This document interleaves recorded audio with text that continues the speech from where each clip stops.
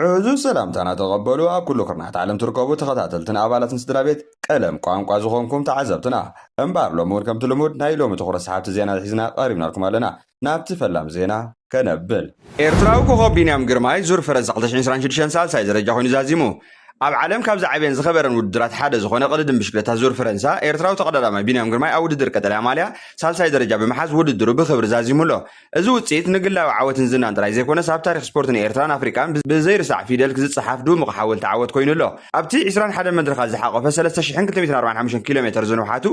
ኣዝዩ ከቢድ ዓቐበታትን ፈጣን ውድድራትን ዝሓዘ ውድድር ቢንያም ካብ መጀመርታ ክሳብ መወዳእታ ብተመሳሳሊ ደረጃ ምርግጋእን ፀወትኡ ከካይድ ተራእዩ ኣብ ዙር ፈረንሳ ከምዚ ዓይነት ቀጻሊ ብቕዓት ምርኣይ ናይ ሓደ ተቀዳዳማይ أزيو كبيريو إذا ما بينام كسب حجاب درجة عالم كابزر كوبرز أتقدم تحدى مخانو أرجع جيتله أبزنا لما عملت مزاج من مبلغ عشان حدا مدرسة صوتها باريس تخيله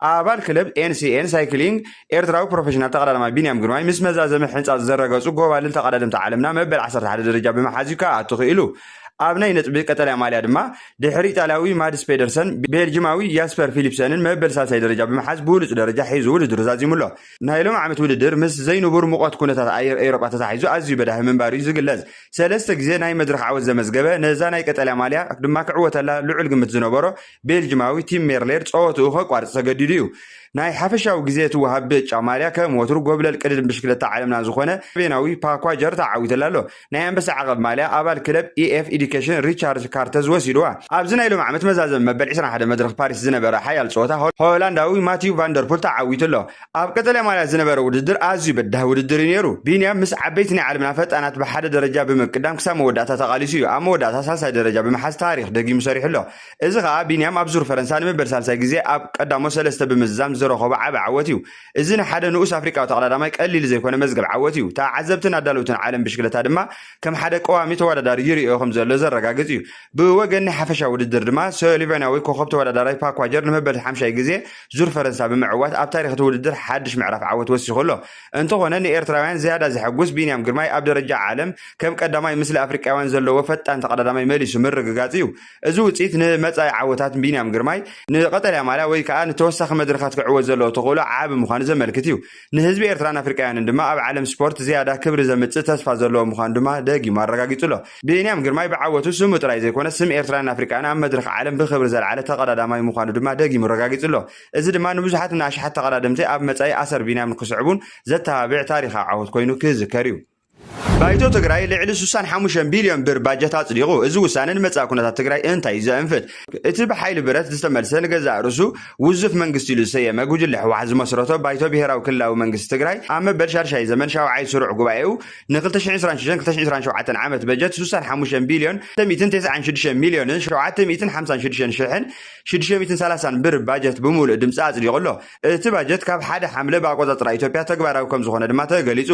ኣብቲ ጉባኤ ፕሬዝዳንት መንግስት ትግራይ ዶክተር ደብረጽዮን ገብረሚካኤል አቶ ተወልደ ብርሃን ተስፋ ዓለም ሓላፊ ቤት ጽሕፈት ሰላምን ጸጥታን ዶክተር ረዳኢ በርሀ ድማ ሓላፊ ቤት ጽሕፈት ንግድን ልምዓትን ዕዳጋን ክኾኑ ዘቕረቦ ሹመታት ብምሉእ ድምፂ ጸዲቁሎ እቲ ባጀት ብቁጽሪ ኣዝዩ ዓቢ እኳ እንተመሰለ ኣብ ትግራይ ዘሎ ናይ ድሕሪ ኩናት ዝተዓበ ኩነታት እንተተመልኪትና ዝህሉ ጠለባት ካብ ዝንላዕሊ ምዃኑ ዘጠራጥር ኣይኮነን نعمتات بخينات زعنوا ومسارات المعات زعصوا تمرت زداخمه عنا استوغدا قطبان كملس طلبوا وصايتات بزي باجت راي كشفن زخيل ايكونن بخال وغن باجت مصداق برؤسو اخو لايكونن اتي باجت بخمه يكب امنتا يوعل ابينات عودታት ቀዳምነት ይዋብ ዝብሉ ሕቶታትዮም ኣብ መጻኢት ውጽኢት ዝውስኑ ብፍላይ ናይ ጥዕና ትምህርቲ ሕርሻ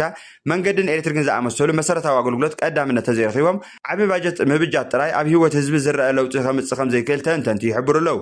አፖለቲካው መዳይ ድማ ሹመት ሓደሽተ ሓለፍቲ ኣብ ቤት ጽሕፈት ሰላምን ጸጥታን ከምኡን ኣብ ቤት ጽሕፈት ንግድን ልምዓትን ዕዳጋን እቲ ምምሕዳር ኣብ ገለ ወሰንቲ ዓውድታት ምቅያራት ይገብር ከም ዘሎ ዘመልክት እዩ ይኹን እምበር እቲ ምቅያራት ካብ ውሽጢ እቲ ጉጅለ ጥራይ ብምዃኑ እዞም ሰበስልጣናት መሬት ግብራዊ ለውጢ ከምፁ ይኽእሉ እዮም ኢልካ ዝግበር ትጽቢት ዝህሉ ኣይመስልን ብሓፈሻ እቲ ባጀት ኣብ እዋን ትግራይ ዳግማይ ንምህናጽ ክትለዓለሉ ዝግባእ ግዜ ምምጽኡ ኣገዳሲ ክኸውን እኳ እንተኸኣለ እንተኾነ ግን ምርግጋእ ጸጥታ ምትግባር ውዕል ሰላም ምምላስ ተመዛበልቲ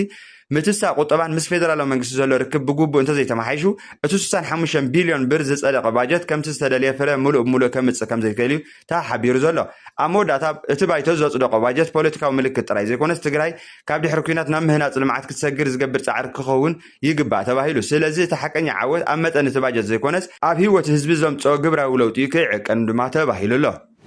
ኣብ 2023 ዘጋጠመ ግጭት ኤርትራውያን ካብ ካልጋሪ ዳግማይ ናይ መወዳእታ ፍርዲ ኣቐሪቦም ኣለዉ። ኣብ ካናዳ ከተማ ካልጋሪ ብመሰረት 2023 ተፈጸመ ኣብ መንጎ ደገፍቲ ህግደፍን ተቃዋምቲ ምንቅስቓስ ብርጌድ ንሓመዱን ክልተ ተጻረርቲ ጉጅለ ኤርትራውያን ዘጋጠመ ዓመፃዊ ግጭት ድሕሪ ኣስታት 3 ዓመት ሕጋዊ ምርመራ ናብ ኣገዳሲ ምዕራፍ በፂሑ ኣሎ። ቤት ፍርዲ ካልጋሪ 4 ተኸሰስቲ ኣብቲ ናዕቢ ብቐጥታ ከም ዝተሳተፉ ብምውሳን ብናይ ጥፋኣተኝነት ውሳነ ኣመሓላሊፉ ኣሎ። ዳኛ ሎይድ ሮበርትሰን እቲ ፍጻሜ ብሓቂ ናዕቢ ከም ዝነበረ ብግልፂ ገሊጹ ኣሎ። ኣብቲ ውሳነ እቶም ተኸሰስቲ ሓፂንን ሻምብቆን ተጠቒሞም መጥቃዕቲ ከም ዝፈጸሙን ሓንቲ ጓል ኣንስተይቲ እውን ከም ዝተሃርመት ኣረጋጊጹ። እዚ ጉዳይ ካብ ሕጋዊ ፍርዲ ሓሊፉ ኣብ ወጻኢ ዝነብሩ ኤርትራውያን ማሕበረሰብ ውሽጢ ዘሎ ፖለቲካዊ ምክፍፋል ክሳብ ክንደይ ከም ዝበፅሐ ዘርኢ ፍጻመ እዩ። ኣብ ዝተፈላለዩ ከተማታት ካናዳን ኤሮጳን ኣብ ዝሓለፈ ዓመታት ሰራይ ተመሳሳሊ ግጭታት እቲ ምክፍፋል ሰማይ ዝዓረገ ጥርዚ ምዃኑ የመላኽት። ዳኛን ፖሊስን እቲ ፍጻመ ኣብ ቀረባ ታሪክ ከተማ ካልጋሪ ካብ ሰራይ ዝዓበዩ ናዕብታት ምዃኑ ገሊጾም ኣለዉ። ፖሊስ ነቲ ግጭት ንምቁጻር 200 ዝኣኽሉ ኣባላት ኣዋፊሩ መንብዒ ጋዝን ካልኦት መሳርሒታትን ተጠቒሙ ምንባሩ ድማ ይዝከር። እዚ ድማ ኣብ ወጻኢ ዝካየዱ ፖለቲካዊ ምትእኽኻባት ዝያደ ድሕነታዊ ምቁጻር ክግበር ከም ዘለዎ ዘመላኽት እውን ተባሂሉ። እቲ ውሳነ ፖለቲካዊ ፍልሊ ብዓመፅ ክፍታሕ ከም ዘይክእል እኳ እንተሓበረ እቶም ምንቅስቓስ ተቃዋምቲ ብርጌድ ንሓመዱ ብኣንጻሩ ነቲ ብበትርን ብሓይልን ጥራይ ዝሰምዕ ዝበልዎ ስርዓት ንምእላይ ካብዚ ንላዕሊ ካልእ ስጉምቲ ከም ዝወስዱ እዮም ዝገልጹ። ብዘይካ እቶም ኣብ ካናዳን ተኸሲሶም ዘሎ ኣባላት ምንቅስቓስ ብርጌድ ንሓመዱ ካልኦት ኣብ ካልእ ሃገራት ኤሮጳ ዝርከቡን ብተመሳሳሊ ናብ ፍርዲ ዝቐረቡ ምህላዎም ይፍለጥ። ሓደ ካብቶም ዋና መሰረቲ ነቲ ምንቅስቓስ ምዃኑ ዝንገረሉ ዮሃንስ ኣብርሃ ጆን ብላክ እናተባሃለ ዝፍለጥ እውን ክሳብ ሎሚ ኣብ እሱር ከም ዘሎ ይዝፍለጥ። እንተኾነ ግን ንሱ እውን ጣዕሳ ከም ዘይስምዖን ገና ብዛዕበየ መንገዲ እቲ ምንቅስቓስ ክቕፅልዎ ምዃኖም ነቶም መቃልስቱ ኣብ ዝሃቦ ሓበሬታ የረጋግጽ። ይኹን ግን እዚ ከምዚ ኢሉ እንከሎ ኣብ መወዳእታ እዚ ውሳነ ን4 ተኸሰስቲ ጥራይ ዘይኮነስ ኣብ ወጻኢ ዝነብር ማሕበረሰብ ኤርትራ ኩሉ ዝምልከት መልእኽቲ ኣመሓላሊፉ ኣሎ። ፖለቲካዊ ፍልሊ ብሰላማዊ መንገዲ እምበር ብዓመፅን ናዕብን ክፍታሕ ከም ዘይክእል ሕጋዊ ስርዓታት ካናዳ ድማ ኣብ ከምዚ ዓይነት ጉዳያት ጽኑዕ ኣቋም ከም ዘለዎም ብግልፂ ኣረዲኡ ኣሎ።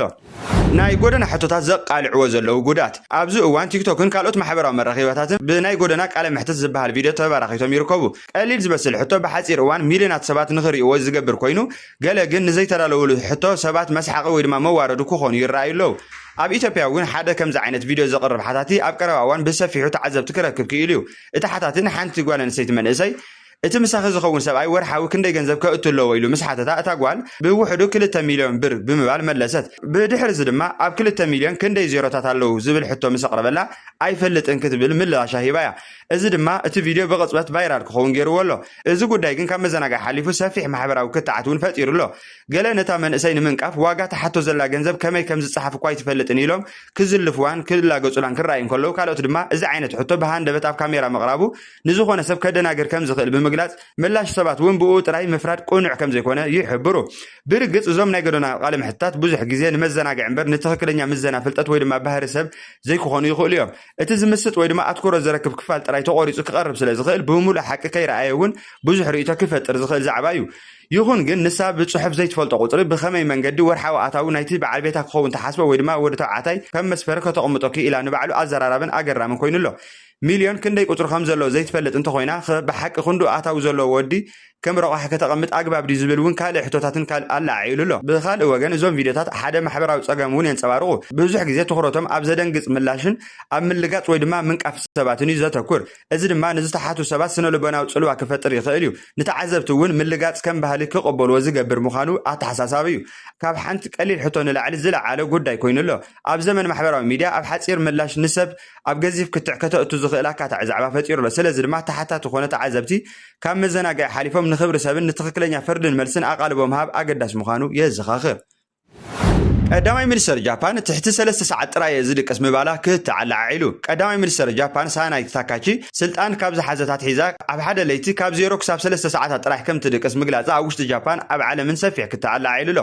ጃፓን ብነዊሕ ሰዓታት ስራሕ ብርቱዕ ተወፋይነትን ትፍለጥ ሃገር እያ። ኣብ ብዙሓት ትካላት ነዊሕ ሰዓታት ምስራሕ ከም ምልክት ትግሃትን ሓላፍነትን ይዝርአ። ይኹን እምበር ክኢላታት ጥዕና ንነዊሕ እዋን ዝቕፅል ሕፅረት ድቃስ ኣብ ኣእምሮን ኣብ ምውሳን ውሳነን ኣብ ኣካላዊ ጥዕናን ኣሉታዊ ፅልዋ ከም ዘለዎ እዮም ዝሕብሩ። ብፍላይ ንመራሕቲ ሃገራት ኣብ ሓደገኛ ወተሃደራውን ቁጠባውን ዲፕሎማሲያውን ጉዳይ ቁልጥፍን ትኽክለኛን ውሳነ ምውሳን ስለ ዝግባእ ብቑዕ ድቃስ ኣገዳሲ ምዃኑ ክኢላታት የጠንቅቑ። ብዙሕ መጽናዕቲ ድማ ሕፅረት ድቃስ ኣብ ምትኳር ምሕሳብን ፍርዲ ምውሳንን ኣሉታዊ ፅልዋ ከም ዘለዎ እዮም ዘመላኽቱ።